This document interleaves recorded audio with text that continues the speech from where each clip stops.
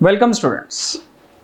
आपण सिरीज जी आपली सुरू आहे ॲडमिनिस्ट्रेटिव्ह थिंकर्सची, administrative minds, the greatest administrative minds, यामध्ये आपण पब्लिक ॲडमिनिस्ट्रेशन या सब्जेक्ट्समधले जे चांगले थिंकर्स आहे, प्रशासकीय विचारवंत आहे, त्याच्याबद्दल आपण समजून घेत आहे. या आधीचे तुम्ही बरेचसे लेक्चर्स पाहिले असतील, बरेचसे थिंकर्स आपण पाहिलेले आहेत. आज आपण एक नवीन थिंकर चालू करतो आहे, तो आहे एल्टन मायो. ठीक आहे, फार चांगला आणि महत्त्वाचा असा हा थिंकर आहे एल्टन मायो. कारण एल्टन मायो हा असा व्यक्ती होता जो पहिल्यांदा बोलतो मानवी संबंधांबद्दल. कारण याच्या आधीचे जे प्रशासकीय विचारवंत आपण बरेचसे पाहिलेले आहेत, ते मानवी संबंधांबद्दल बोलत नाही. ते एखाद्या व्यक्तीकडून चांगल्या कार्यक्षमतेने काम कसं करून घेतले जातील याच्यावर त्यांचा मेन फोकस असतो. तुम्ही टेलर घ्या, तुम्ही फायोल घेतला, तुम्ही वेबर घ्या, प्रत्येकाचं काय काम आहे. इव्हन सायमन आपण पाहिला, सायमनमध्ये सुद्धा तेच आहे. ते कार्यक्षमतेवर जास्त फोकस करत आहेत. परंतु या ठिकाणी एल्टन मायो काय म्हणतो, कार्यक्षमता ठीक आहे, इम्पॉर्टंट आहे, परंतु मानवी संबंध ऑर्गनायझेशनमध्ये खूप महत्त्वाचे असतात आणि या मानवी संबंधांवर तुम्ही फोकस करायला पाहिजे. यामध्ये तो लोकांच्या मानसिकतेबद्दल सुद्धा बोलतो, सायकोलॉजी बद्दल सुद्धा बोलतो. ह्युमनची सायकोलॉजी ती कशा प्रकारची काम करते आणि त्यावर किती फोकस करणे आवश्यक आहे. कारण याच्या आधीचे थिंकर्स मानसिकतेबद्दल बोलत नाहीत. ते एखाद्या जे कर्मचारी आहेत त्याला मशीन सारखं त्याच्याकडे कसं काम करून घेतलं जातील त्यांच्याबद्दल बोलतात. परंतु एल्टन मायो बोलतो की फक्त तुम्हाला काम वाढवायचं, प्रोडक्शन वाढवायचं असेल तर लोकांना मशीन तरी समजू नका, त्यांना माणूस समजा. आणि माणसाला असतात भावना आणि माणसाला संबंध टिकवायचे असतात ऑर्गनायझेशनमध्ये. तुम्ही मानवी संबंधाला प्रेरणा द्या. ठीक आहे, तुम्ही लोकांची मानसिकता समजून घ्या कर्मचाऱ्यांची, आणि जर तुम्ही त्यांची मानसिकता जर चांगली ठेवली तर ते चांगलं काम करू शकतात, जे की खरं आहे. तुम्ही एखाद्या ऑर्गनायझेशनमध्ये काम करताय आणि त्या ऑर्गनायझेशनमध्ये तुमच्या मनासारख्या गोष्टी होतच नाहीये, तुमच्याकडून फक्त काम काम काम करून घेतलं जातं मशीनसारखं, तुमची किती प्रोडक्टिव्हिटी राहणार आहे? नाही राहू शकत. तुम्हाला जरी म्हटलं ओके चांगला पैसा देतो, परंतु दिवस रात्र तू काम कर, नाही करू शकत.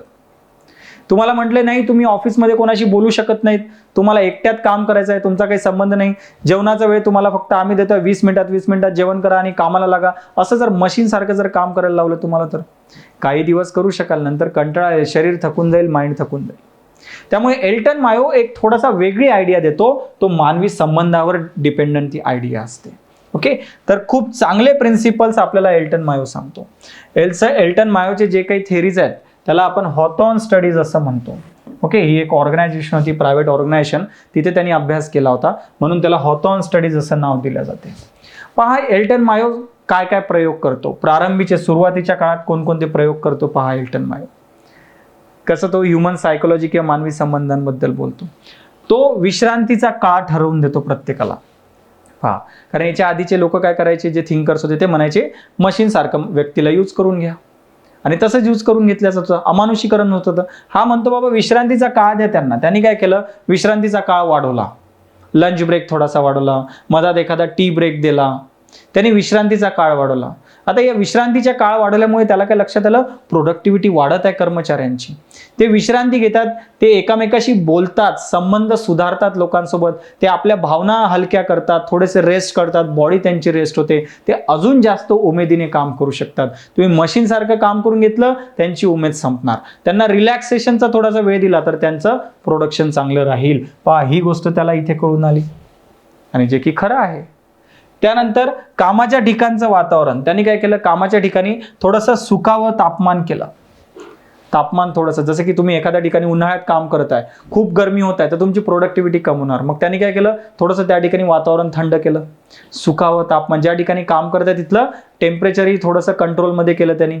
तुमची प्रोडक्टिव्हिटी वाढणार ना, चांगल्या ठिकाणी टेम्परेचर चांगलं सुकावं तापमान असेल, तुमची कामाची प्रोडक्टिव्हिटी वाढणार.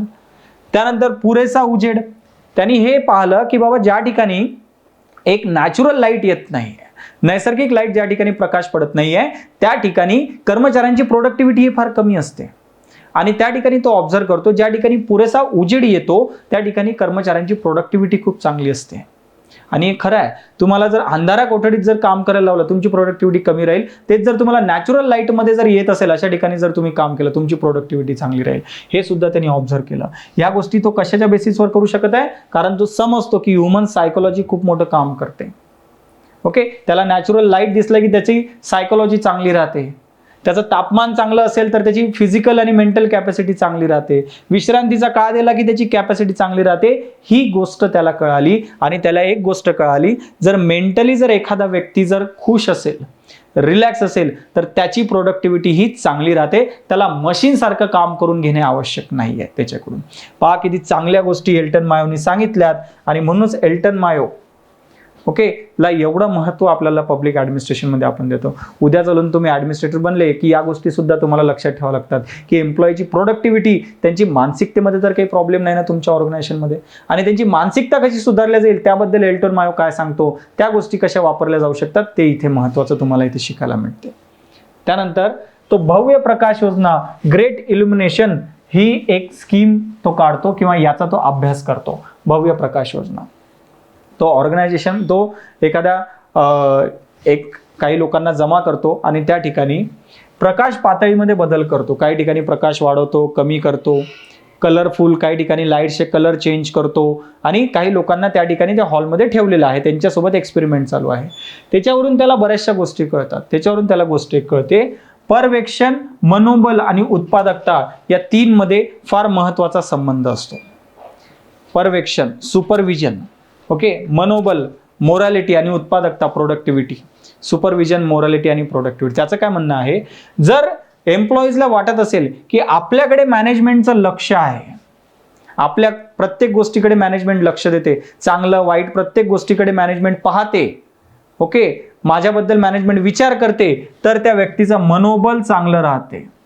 आणि ज्या व्यक्तीचं काम करताना मनोबल चांगलेलं आहे, जर तुमच्या एम्प्लॉईचं मनोबल चांगलं असेल ऑर्गनायझेशनमध्ये काम करताना, तर त्यांची प्रोडक्टिव्हिटी वाढते. हे त्यांनी या एक्सपेरिमेंटमधून त्याला कळते. आणि जे की खरी गोष्ट आहे. ऑर्गनायझेशनमध्ये जसं प्रायव्हेट ऑर्गनायझेशनमध्ये का अवॉर्ड्स दिले जातात, employee of the month, employee of the year, bonus दिले जातात, दिवाळी बोनस, हा बोनस का दिला जातो, जर चांगला एखादा काम करत असेल तर त्याला फॉरेन ट्रिपला पाठवलं जाईल, जेणेकरून बाकीच्यांनाही वाटलं पाहिजे की अरे वा, आपण जे चांगलं काम करतो, मॅनेजमेंटचं लक्ष आहे त्याच्यावर, त्यांचं मनोबल वाढते, त्याचे रिवॉर्ड्स भेटत असतील तर, आणि त्यामुळे त्यांची प्रोडक्टिव्हिटी सुद्धा वाढते. एल्टन मायो पहा आज सुद्धा किती कामाचा आहे. हे आपल्याला एल्टन मायो सांगतो भव्य प्रकाश योजनेमधून. त्यामध्ये मग एल्टन मायो जो मुद्दा मांडतो तो आहे, ऑर्गनायझेशनमध्ये मानवी दृष्टिकोन आणि भावना या गोष्टींवर फोकस करणे किती जास्त आवश्यक आहे. फक्त पैसा किंवा फक्त प्रोडक्टिव्हिटी, उत्पादकतेवर फोकस नको करायला पाहिजे. ऑर्गनायझेशनमध्ये काम करणाऱ्या लोकांवर मानवी दृष्टिकोन तुमचा असला पाहिजे आणि त्यांच्या भावना तुम्ही समजून घेतल्या पाहिजे. ठीक आहे. तो सांगतो कंपनीतील सदस्यांबद्दल माहिती कामगारांकडून संकलित करायला पाहिजे. तो काही गोष्टी सांगतो की जसं कंपनीतील जे सदस्य आहेत, त्यांची माहिती, सदस्य म्हणजे मॅनेजर्स आहेत किंवा जे काही बाकीचे जे वरच्या लेवलला काम करणारे लोक आहेत, कामगारांकडून त्यांची माहिती घेतली गेली पाहिजे. ठीक आहे, की जेणेकरून त्यांना कळेल, कंपनीला कळेल की बाबा अच्छा यांच्यामध्ये काय प्रॉब्लेम्स आहेत कामगारांना. त्यांच्या मॅनेजरबद्दल त्यांना कोणते इश्यूज आहेत ते त्यांना कळतील, जेणेकरून त्यांना सुद्धा वाटेल एम्प्लॉईजला की पहा आपल्याला विचारलं जात आहे की तुमचा मॅनेजर कसा आहे, तुम्हाला काही प्रॉब्लेम्स आहे का. तो म्हणतो कामगारांच्या मुलाखती घ्या. त्यांना मुलाखती घेतल्या तर त्यांना वाटेल की ऑर्गनायझेशन त्यांच्याबद्दल विचार करते, त्यांना प्रश्न विचारते. मुलाखती कशाबद्दल सांगितलेले आहेत हे, की बाबा तुमचा फीडबॅक, त्यांचा अभिप्राय घेण्यासाठी संस्थेबद्दल, त्यांच्या कामाबद्दल. ठीक आहे. त्यामध्ये मग त्यांना या गोष्टी केल्या तर त्यांना काय वाटेल की बाबा ऑर्गनायझेशन आपल्याबद्दल विचार करते, मानवी दृष्टिकोन ऑर्गनायझेशन ठेवत आहे आपल्याबद्दल, त्यांची प्रोडक्टिव्हिटी हमखास वाढणार. पर्यवेक्षकाच्या दृष्टिकोनात बदल घडवून आणणे, त्याचं म्हणणं आहे मॅनेजर जो आहे, सुपरवायझर जो आहे, त्याच्या दृष्टिकोनात बदल घडवून आणावा लागेल. त्याला एम्प्लॉई फक्त मशीन न समजता त्याला मानव समजावं लागेल, तेव्हाच ते तुम्ही जे आहे ते चांगलं काम करू शकता. काय ह्या गोष्टी आपल्याला दिसून येतात एल्टन मायोबद्दल. लक्षात आलं.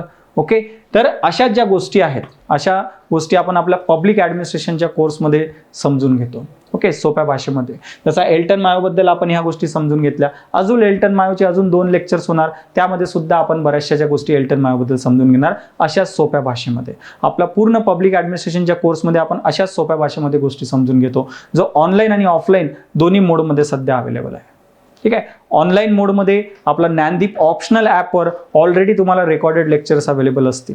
तुम्ही ज्ञानदीप ऑप्शनल ॲप डाउनलोड करा, तिथे पब्लिक ॲडमिशन सिलेक्ट करा, त्या ठिकाणी इंग्लिश आणि मराठी दोन्ही मीडियममध्ये तुम्हाला कोर्स मिळेल. तुमचा ज्या मीडियममध्ये कोर्स घ्यायचा तुम्ही घेऊ शकता. तिथे रेकॉर्डेड लेक्चरसुद्धा तुम्हाला अवेलेबल आहेत आणि नोट्ससुद्धा अवेलेबल आहेत. वरून आन्सर रायटिंगचे सेशनसुद्धा आहेत.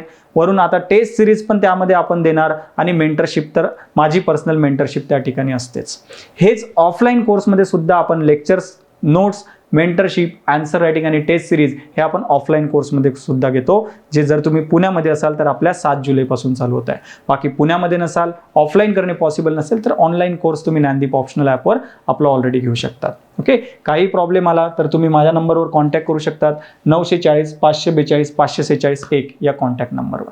ओके, अजून आपला एल्टन मायो जो आहे संपलेला नाही आहे, अजून आपले लेक्चर्स बाकी आहे. भेटूया पुढच्या लेक्चर्समध्ये एल्टन मायोबद्दल अजून समजून घेण्यासाठी. थँक्यू.